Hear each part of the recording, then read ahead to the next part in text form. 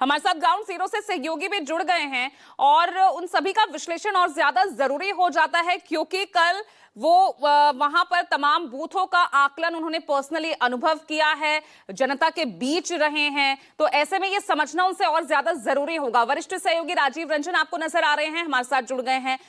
ऋषिकेश आपको दिख रहे हैं, सौरभ कुमार आपको नजर आ रहे हैं, तो सभी बिहार के अलग अलग जगहों से हमारे साथ बने हुए हैं। और सबसे पहले मैं राजीव रंजन का रुख कर रही हूं। राजीव, बहुत जरूरी है आज ये विश्लेषण, ये बंपर वोटिंग क्या कह रही है? एक बार फिर नीतीश सरकार है या बदलाव की बयार है? आपका आकलन, क्योंकि आप कल जहां जहां जिस इलाके में रहे, जिस सीट का आपने हाल देखा, जनता से भी आप बातचीत करते नजर आए थे, क्या आपको माहौल नजर आया?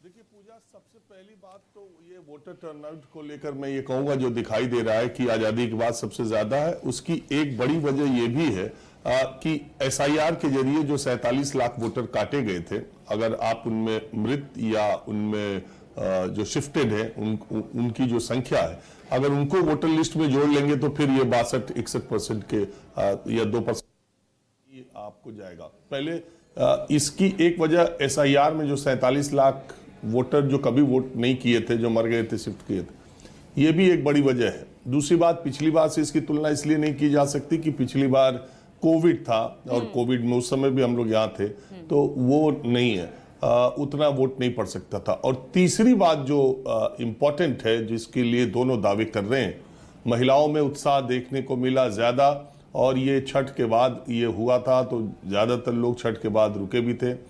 और मुझे लगता है कि सेकेंड फेज का भी इतना ही या इससे ज्यादा ही वोटिंग परसेंटेज आएगा।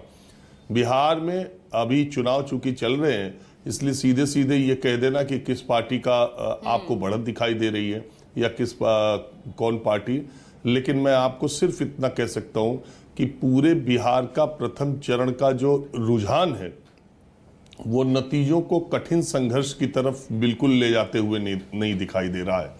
और निश्चित तौर पर महिलाओं का झुकाव नीतीश कुमार की तरफ किसी भी गठबंधन या किसी भी भारत के नेता से ज्यादा दिखाई पड़ा। और तीसरी जो इंपॉर्टेंट बात है कि जो